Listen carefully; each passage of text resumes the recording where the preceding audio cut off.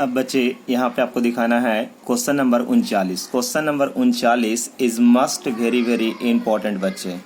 Question number 39 is must very very important, ये ध्यान रखिएगा। आइए 39 क्वेश्चन क्या कहा गया जो पढ़ेंगे। कह रहा सेल का प्रतिरोध जिसमें n/50। तो आप लोग को यहाँ पे कंफ्यूजन ये होगा कि सर n/50 क्या है। सर आपने अभी अभी बताया था कि सर n हो या m हो इंडिकेट करता है सांद्रण को, या C को या CM को। अगर तुल्यांकी चालकता मांगता है तो C को, अगर मोलर चालकता मांगता है तो CM को। ये आपको हमने बता रखा था, लेकिन आपको यहाँ पे थोड़ा सा ध्यान देना है कि n/50 KCl घोल है, ठीक है, घोल है, 400 ओम है, इसका सेल स्थिरांक इतना है, ठीक है।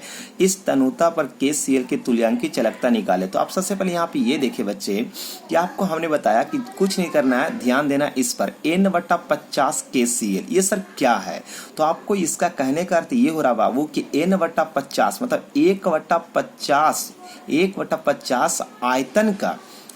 आयतन का घोल क्या है 1/50, यानी 1/50 जो है उस आयतन में घुला हुआ है। इसका कहने का अर्थ ये हुआ, माने पोटेशियम क्लोराइड का 1/50वां भाग। क्या बच्चा, पोटेशियम क्लोराइड का 1/50 मतलब n/50वां भाग किसमें घुला हुआ, तो उस आयतन में घुला हुआ है। मतलब आयतन का मतलब हुआ कि 1000 में घुला हुआ है।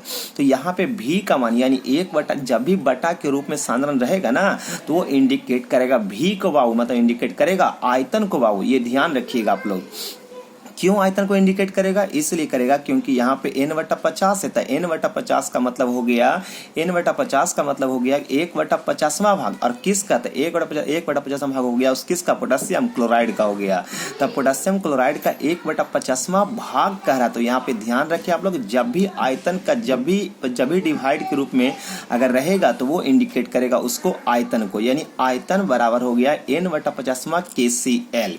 तो ये हो गया, तो भी बराबर हो गया n/50। मतलब इंडिकेट किसको कर रहा था, आयतन को ना। तो आयतन का मान कितना होता है 1000। अब बटा यानी आयतन का कितना भाग बोलो, तो आयतन का टोटल भाग सर हमारा दिया हुआ, आयतन का टोटल भाग बोल रहा है 1/50। तो आयतन का मतलब 1000 का 1/50वां भाग यहाँ पे हो गया ना बच्चा, ये हो गया। तो अब बताइए 50 कहाँ गया, ऊपर गया बाबू। यहाँ ध्यान दो, यहाँ पे समझो कि भी बराबर यहाँ क्या गया 1000, यानी 1000 का 1/50वां भाग।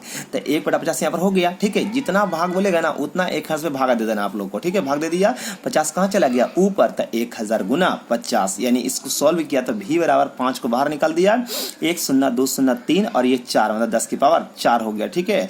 तो उसी तरीके से भी का मान इतना हो गया। तो आर का मान को समय दिया हुआ 400 ओम। तो आर का मान 400 ओम हो गया। उसके बाद सेल स्थिरांक L/A। तो L/A का मान कितना दिया हुआ 1.1 सेंटीमीटर का इनवर्स हो गया।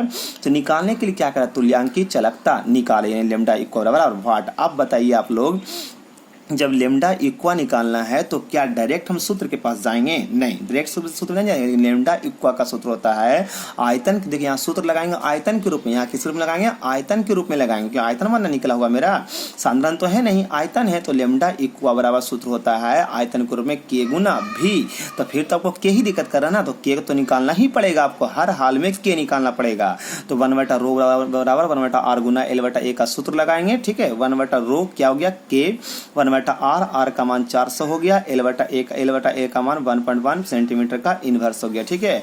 तो ये जब इसे सोल्व किया गया तो सोल्व करने का K बराबर आ गया 1.1/400 गुना ये दहाई 10 खिसक गया, पॉइंट खिसका 10 नीचे आ गया, बच गया ऊपर 11, ये 4 को हटा दिया, 1 0 2 0 3 0 10 की पावर 3 आ गया, ठीक है बच्चे। यहाँ तक आप लोगों को समझ में आया होगा, हमें उम्मीद है। आइए बच्चे आगे बढ़ते हैं। तो K बराबर 4 से भागा दिया 11 से, तो आपका 2.75 आ गया, और ये नीचे चला गया पावर ऊपर तो माइनस आ गया, ठीक है। और K का इकाई क्या होता है, विशिष्ट चालकता का इकाई होता है ओम का इनवर्स सेंटीमीटर का इनवर्स जो हुआ। उसके बाद लेमडा इक्वा बराबर आप सूत्र लगा दीजिए K गुना भी, यानी आयतन के रूप में लगाएंगे।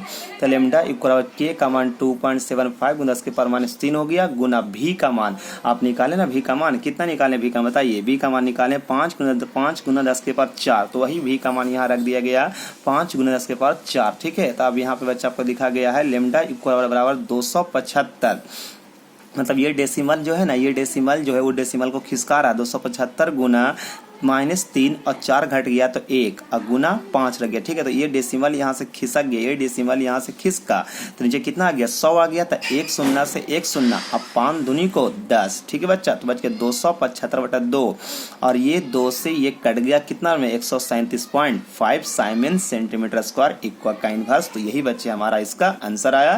तो हमें उम्मीद है कि ये वीडियो आप लोग समझ में आया होगा। इसी टाइप से कई सारे क्वेश्चन आप लोगों को दिया हो गया है, उसे जरूर आप लोग बच्चे बनाएं, कोशिश करें। अगर नहीं बनता तो फिर आप कॉल से कांटेक्ट करें बच्चे। ठीक है, ओके बच्चे।